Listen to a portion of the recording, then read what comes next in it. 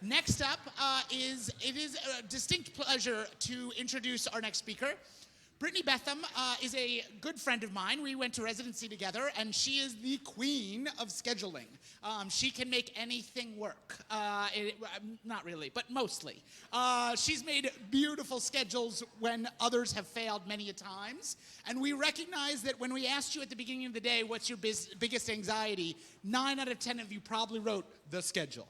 And so this is a really, really, hopefully thoughtful session about some great insights about Zen and the art of scheduling. So and Dr. Betham is one of the associate medical directors and makes her own faculty schedule at Henry Ford Health System. Okay, so take it away. Hi, everybody. Nice to meet you. Shout out to my Henry Ford crew. So I was thinking about the eulogy values part of the last talk, and I think my eulogy would be like, she really loved scheduling and was very good at it. No, so I'll tell you a little bit about myself. That's my dog, Frank. He's my bestie. So as Matt said, I'm senior staff emergency physician at Henry Ford Hospital in Detroit. And like you guys in 2016, I was getting ready to start my chief year. We had just adopted a program called Shift Admin, which some of you may be familiar with. And one of my co-residents and I were like, I have no idea how to use this. So we got a 6-pack of beer and spent the whole night basically blowing up the schedule. And I think that's where my love of scheduling began. And so now as an attending, when I came to Henry Ford, we were doing schedules by hand, and I helped transition our group to Shift Admin. So I've been through this process a few times. I know how important scheduling is. I've worked out a lot of different issues with schedules. And my goal today is just to kind of get you guys a little bit more comfortable with what you're going to be doing throughout the year. So show of hands, how many of you make your schedule by hand or like using an Excel spreadsheet? And then how many of you are using a computer program or an algorithm to schedule at this point? Anybody doing anything other than those two processes? I think that kind of encompasses it. So actually there's a good number of you doing both. The good news is that this lecture will apply to all of those things, because we're not going to talk about how to use a specific program or how to build an Excel spreadsheet. I'm going to talk to you a little bit more about sort of the administrative process of making a schedule and some of the ethos of scheduling, okay? So 98% of residents, when surveyed, said that the schedule was the most important thing for their wellness in residency. So arguably, making a schedule is going to be the most important thing you do as chiefs. And even if you, as chiefs, aren't the ones making your schedule, it's kind of helpful to know what's important in scheduling, because you may be advocating for your co-residents about scheduling issues, right? So knowing what best practices are can help you to kind of arm yourself when you're talking to residency leadership about what you need, okay? So we're going to talk about how to prepare. With scheduling, it's measure thrice, cut once. The better you prepare, the better your schedule is going to be. We're going to talk about duty hour rules, because those are going to be really important. We're going to talk about the sort of basics of making a schedule. How do you achieve balance? What is circadian progression? How to handle schedule requests, and then talking a little bit about night shifts. We're going to talk about how to check a schedule, because what you're looking for when you're checking a schedule is just as important as how you make it. And then we're going to talk a little bit about taking feedback gracefully, which might be the hardest part of making a schedule for you guys. So if I can give you any rule for making a schedule, it's give yourself plenty of time. Especially at the beginning of this year, give yourself more time than you think you need to make a schedule. You're going to encounter issues, unknown unknowns with schedule creation. The more time you have, the better prepared you'll be to make your schedule. So let's talk about a timeline. Right now, you're more or less here at the beginning of the academic year, right? So you're going to want to gather your block schedules from your residents. You're going to want to get important dates throughout the year. Do you have a residency retreat? When is your in-service exam? Make sure you know when those are and write them down somewhere. And then find out which rotators are coming from which services and when, right? Then 1 month before you get ready to release your schedule, not 1 month before the schedule is to start, but 1 month before you release it, you want to know what the schedule requests of your co-residents are. You're going to reconfirm the dates of the rotators that are coming to see you. When are they coming? When are they leaving? And then you're going to collect important dates for that month, because things may have cropped up throughout the year from when you first got your important dates at the beginning of the academic year, right? And then about 2 to 3 weeks before you're set to release your schedule is when you want to start working on it. Depending on how you make your schedule, you may need more or less time. If you're learning a new software program this year, you may want to give yourself more time at the beginning, and then as you get more comfortable with it, you can push that out. But I would say, in general, you want 2 to 3 weeks. Okay, so what do you need at the start of the year? You need information about the rotating residents that are coming to you, so you need to introduce yourself to their program administrators and coordinators. Find out who's responsible for administrating their schedule. So if you have residents from ortho or ENT or internal medicine, find out who their administrative point of contact is and introduce yourself and say, I'm going to be making the schedule this year. This is how you get a hold of me. How do I get a hold of you? Okay? You want to understand their scheduling expectations. You know, some of your rotators are going to take their vacation week while they're in the ER. That's pretty common. Sometimes you're going to have folks who have clinic responsibilities while they're rotating with you. So knowing what those are is going to be important for you as you prepare to schedule them. And then you need to get the block schedule of your residents. So in each of your classes, you're going to have people who are off service at given times. You want to know when that is. You then need to find out what shifts you're responsible for scheduling, right? Because you may be putting your emergency medicine residents into schedules at your community hospital, in your pediatrics facility. So you need to know which of these shifts am I responsible for putting a body in that shift and then telling someone that they're going to work. So make sure you know exactly what you're going to be scheduling. And then this is really the time that you negotiate to even out coverage. So if you have a lot of residents coming from off-service rotations, they're not talking to each other. They don't know if ortho and ENT and OBGYN are sending all of their residents in the same month. And that's a problem for you guys, right? Because if all of your rotators come in one month and then you have no rotators in the next month, you're going to have a hard time filling your schedule. This is really the time that you might be able to negotiate some shifts if you see that there's a really big imbalance. If you wait until the year starts, there really isn't an opportunity for those services to change their block schedule. So now's the time to figure that out. And like I said, the degree to which you'll be successful in negotiating or rebalancing of that schedule varies, but it's worth a try, right? It makes your life a little bit easier down the road. So now you need to figure out who needs access to your schedule and when, because not only do you have to find out who you need to talk to and get information from them, but you're also going to have to disseminate your schedule to a variety of people, right? So off-service administrators are going to want to know.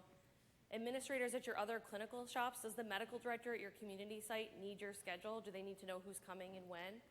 Your residency leadership obviously is going to want it, and then your residents. So find out who needs the schedule, what's their contact information, when do they expect to know when the residents are coming, okay?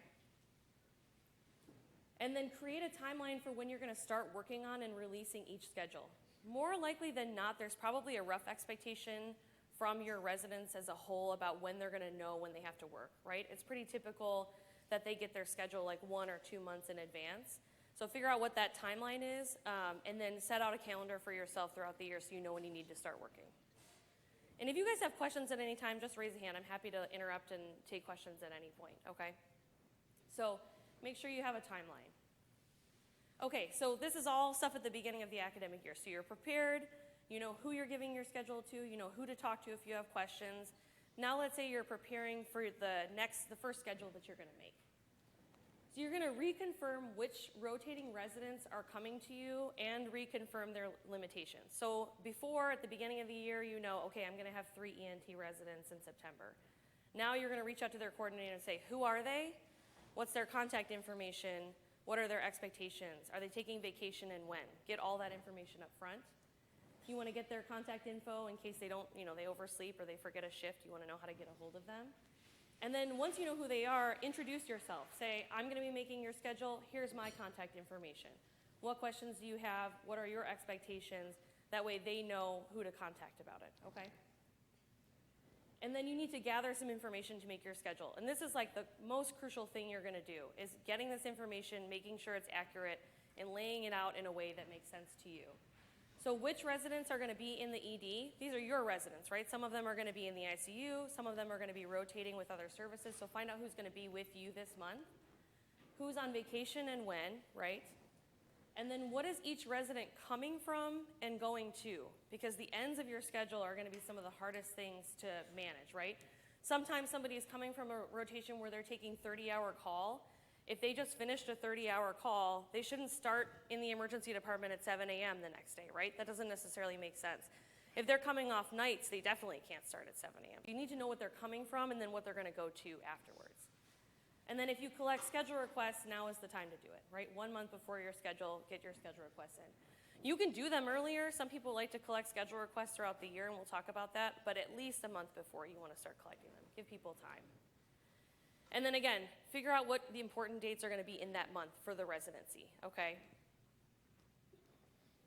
So this is an example. This is like the nerd me. This is what I do.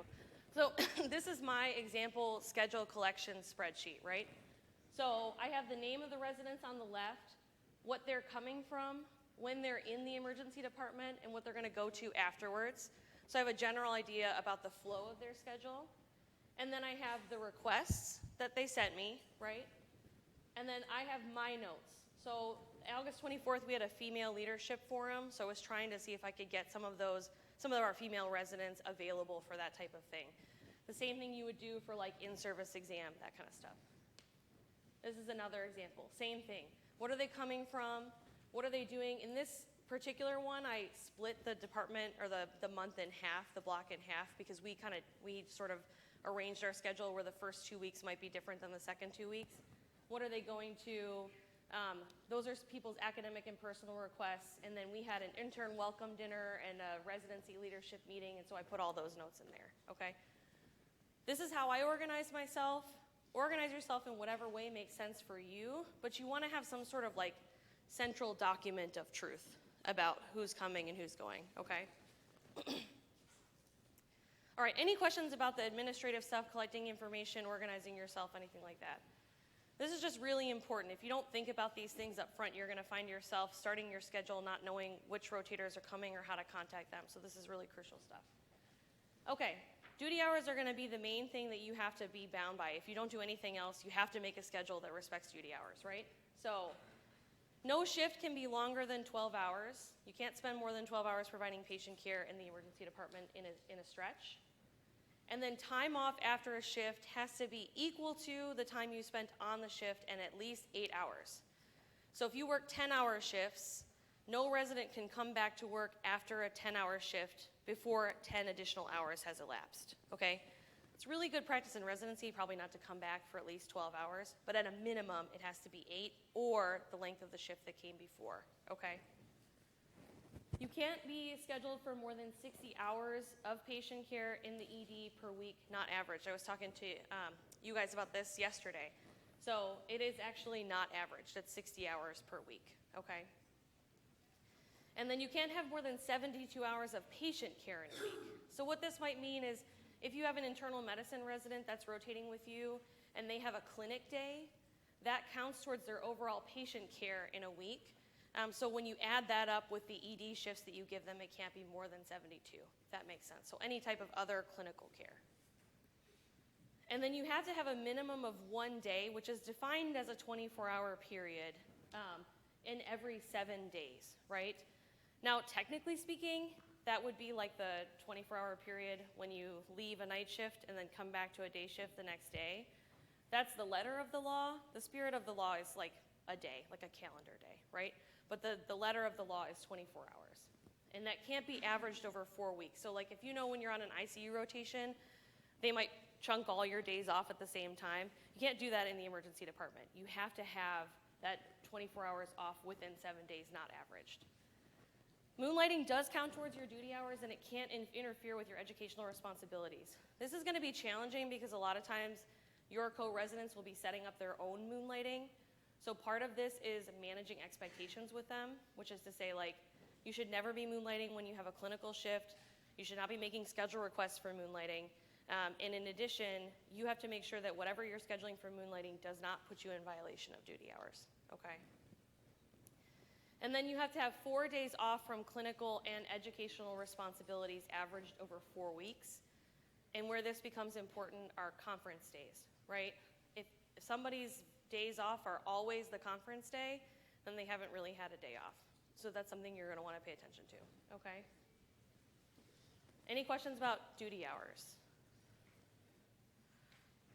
So just commit this to memory. This is going to be like the most important thing that you do with your schedule.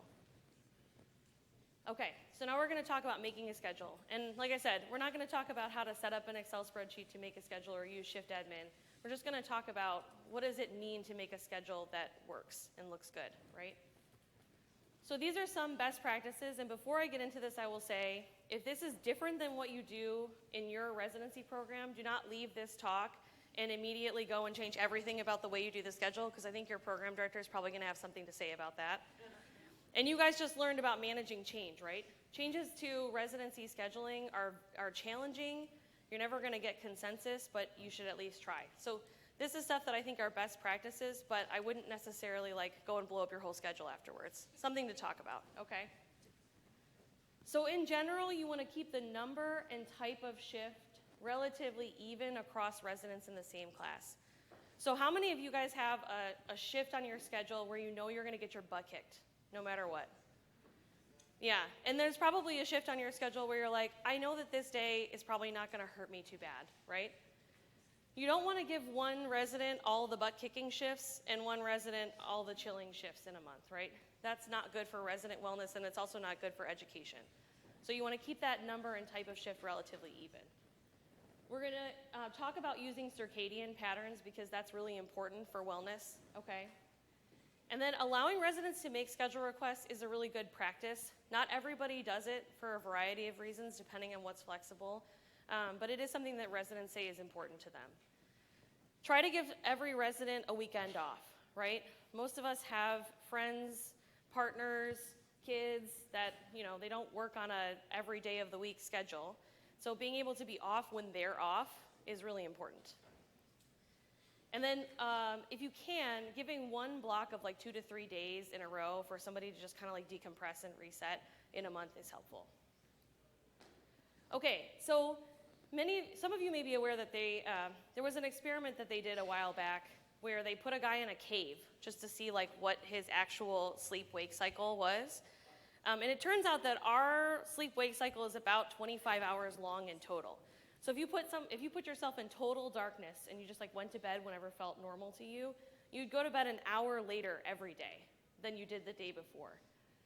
People think that may be why it's easier to push your sleep schedule back than it is to push it forward. So if you've ever like gone somewhere where you had to stay up a little bit later in the day, it's definitely a lot easier than trying to go to bed at 7 p.m. when you went to bed at 11 p.m. the night before, right? So circadian shift progression is basically meant to honor that part of human physiology. And a circadian shift progression means that the shift you work tomorrow starts at the same time or later than the shift that you worked today. And you don't backtrack, right? Now, backtracking maybe by like an hour or two is probably not a huge deal if you have shifts that start at like 2 p.m. and 3 p.m., but you don't want to backtrack significantly. And you kind of want to keep track of this across subsequent days, right? So if I work a day shift or I work an afternoon shift today and I have tomorrow off, coming back to a day shift probably isn't the ideal progression. It's something you can do, it just doesn't feel as nice as coming back to an afternoon or a night shift, right? In general, though, residents rated the ability to request a specific day off and have a weekend off from work as more important to them to a clockwise shift than a clockwise shift rotation. So all that means is you don't necessarily have to die on the circadian hill. You want to make sure that by and large your shift progressions in your schedule are circadian, but there's a trade-off there. And if you're able to get somebody the day they need off for an important event or get a weekend and part of the schedule is a little bit less circadian for that reason, that might be worthwhile because this is what residents find important. Okay. Any questions about circadian shift progression? So we're going to talk a little bit about schedule requests. The most important thing you can do is set a firm date for closing your requests. So no matter when you open them, tell your residents this is the last day that you can submit requests, and any request after this date will not be considered, and I would just hold fast to that. Partially, it's an equity thing, you know, across the residency class. You don't want people to be like throwing in late requests, and it's also for your well-being because once you get started on a schedule, it's going to be hard to take in new information. So set a firm date and just hold fast to it. You can take requests a number of ways. We really liked using a Google form because the residents that were submitting their requests to us knew they were going to a person, and I think it helped sort of temper the type of request that you got.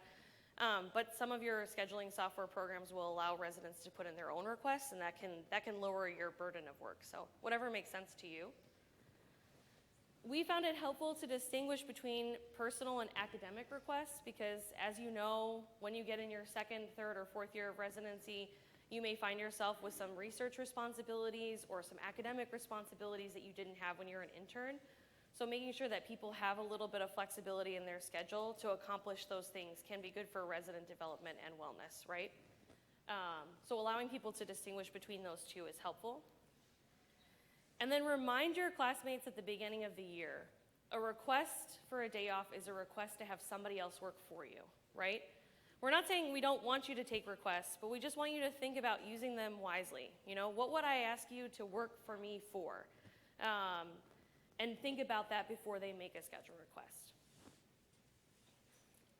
Okay, we're gonna talk about night shifts. This is probably the most depressing part of the talk, so bear with me. So ASAP has a policy about best practices for night shifts. Does anybody have a guess about what the best, like the gold standard for covering nights is? What's it? Nocturnus, yes. Dedicated night docs. Somebody whose whole life is just working at night. That is the gold standard, right? You can't do that in residency. You can't make somebody work all nights their whole residency. So that's not an option for you, right? If you can't do that, your next best option are isolated, infrequent nights. And that's like one night shift, maybe two, but ideally just one night shift. And then you don't do another night for like a few weeks, right? That also is not gonna work for you guys, right? One option after that, so we're now at your third best option, is a several week block of nights. And some residency programs do this. They might have you on 2 to 3 weeks of nights, and then you don't come back to nights for a couple of months. So this is an option for you. But the problem with this approach is that it's really isolating, right? Residency is isolating enough as it is. When you want to hang out with your friends, they're all like working at other times from you, right? So doing 3 weeks of nights can be very depressing. So also not the best option.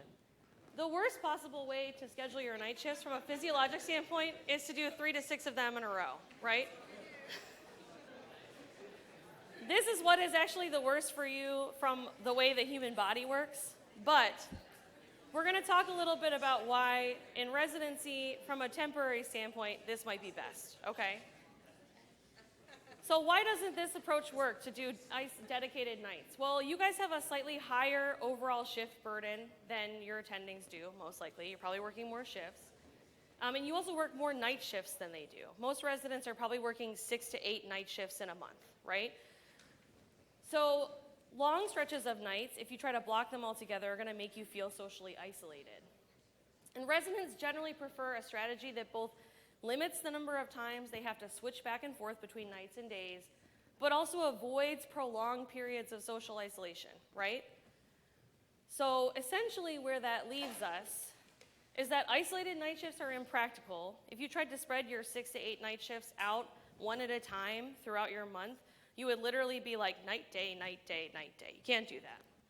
If you try to do a long block of nights, you might be socially isolated. So 1 to 2 shorter blocks of nights is actually preferred by residents for the reasons we talked about, but is physiologically detrimental. So, like I said, it's depressing. It's depressing. But I would say there are a lot of aspects about residency that are physiologically detrimental. And this is just one of them. So, something to think about. But in general, this is probably the best way to schedule your night shifts. Regardless of what you guys choose as a residency, you need to ensure adequate time to switch back to days. It's not that you're never gonna have a day on your schedule where somebody has to come off a night shift at 7 a.m. and come back to work the next day at 7. That's probably gonna happen once or twice, but you really wanna limit how often that happens and make sure it's not happening to the same person multiple times in a month, right? Because we all know how bad that feels. In general, the best practice is to give somebody more than 24 hours to adjust, meaning like a full calendar day after they get off nights. And the longer that night stretches, the more time you want to give them to recover, okay?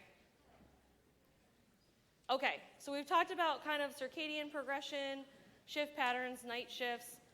Let's talk about checking a schedule. So you've made your schedule. Maybe you finally filled in all the names on your Excel sheet, or you've run the shift admin generator and you've got something to look at now. So first thing, There needs to be a doctor in every shift, right? No shifts can be left empty. That is like goal number one. No doctor is in a shift she's not allowed to work. So if you have your intern in the senior level recess shift, that might be kind of a shock for them. So make sure that every doctor's in a shift they're allowed to work. Make sure you're not violating duty hours at all, okay? And then make sure no one's double assigned. So, Susie's supposed to be in the surgical ICU, and I have her on 18 shifts in the department this month. If you find that out after you publish your schedule, you're going to be panicked. So make sure that everybody who you assign to shifts in the ED is actually on the ED that month for that rotation. Mind your edges. So it's really good practice if you can to give people who are coming from off service or going off service a day, like that they're not working on either end of the schedule. But as you can imagine, there's a lot of residents doing that each month. So it's probably not possible for you to give every single one of them a whole day off at the beginning or the end of the schedule, right? So if you can't, make sure that you align their shifts. So if they're coming from a rotation where they're doing nights as a consultant, start them on nights, okay?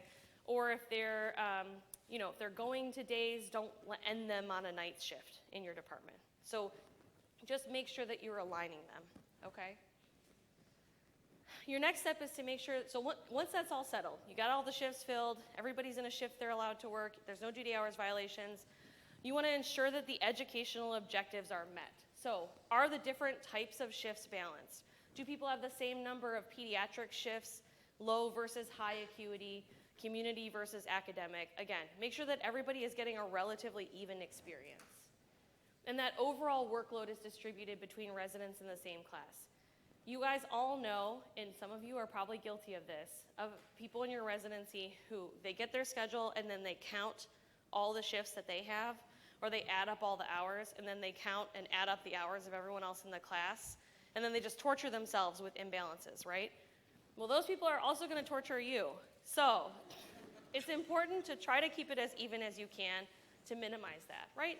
And also, it's just not fair to have one resident working, 3 or 4 extra shifts than everyone else in the class that month. That isn't going to feel good, and that is actually a wellness issue.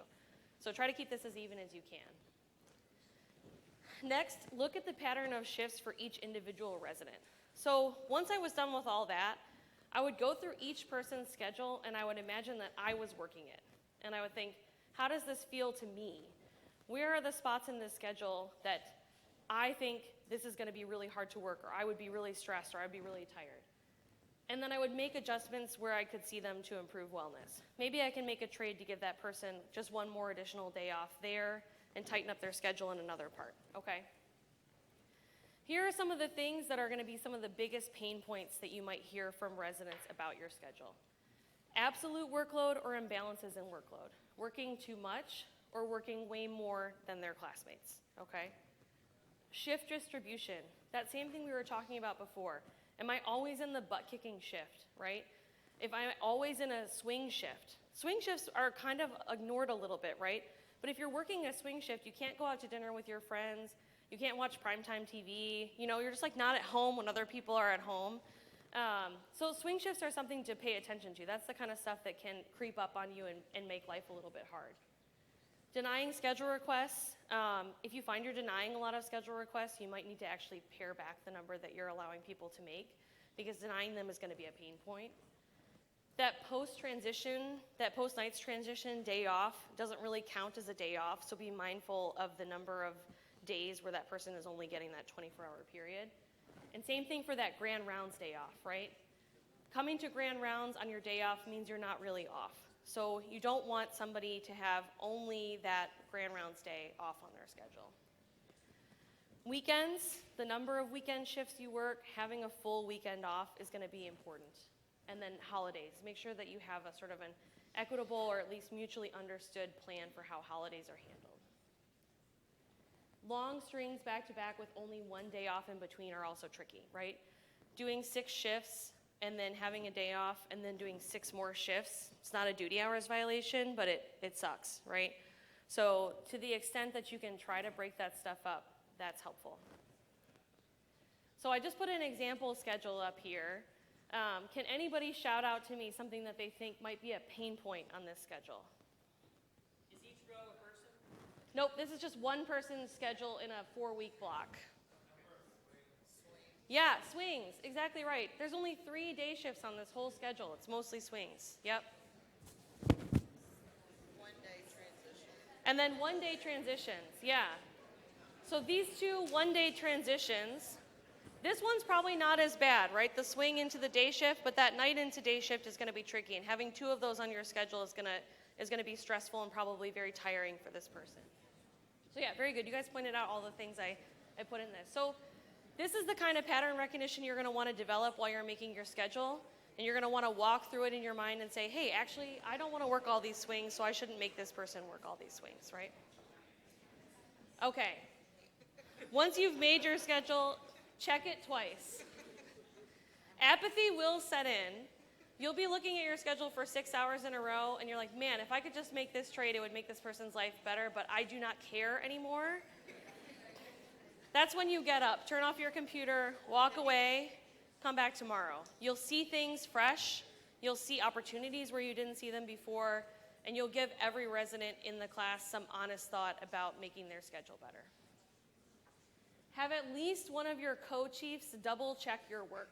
So the way we used to do it is we would have, for each class, we'd assign each class to a different co-chief, and then they would go through and look at all the schedules as well, try to pick up on errors that you missed, and in addition, help you find wellness issues that you might have missed when you were going through it. And then this is sort of the Zen part of the talk. Everybody has an opinion, and it's okay, okay? People are gonna complain about your schedules. You might hear them griping behind you. That's the most common thing. I'd be on shift with someone, they'd be like, man, they scheduled me for this like bullshit. And I was like, you know, you feel bad because you spent a lot of time on the schedule, and none of your co-residents are gonna know the time and effort that you put in to make that schedule as best as you possibly could for them, and there's no way for them to know that. It's also really natural to think only about your own schedule if you're not making a schedule. So try to take that stuff with a little bit of a grain of salt and some Zen. You're gonna hear people complain, and that's okay, right? That's normal. However, if you make a mistake, own up to it and help that resident fix it, okay? If you scheduled them when they weren't supposed to be scheduled, or you did mess up something on their schedule and it was hard to work, it's okay to own up to that and help them in future schedules or help them on the current schedule, okay? That might mean facilitating trades for them, okay? And then finally, if you're getting consistent feedback about the same issue, it might be time to look at the way you're making your schedule and make some changes, right? 1 or 2 comments, maybe you let that roll off your back. If you're hearing the same thing from multiple people, be honest with yourself. Is there something that we could be doing better here, okay? So in summary, prepare carefully, don't violate duty hours, use a circadian progression, check and double check your work, and then keep resident wellness kind of at the center of your thought process as you make your schedule. Like I said, it's not perfect. Residency is hard. You guys work a lot.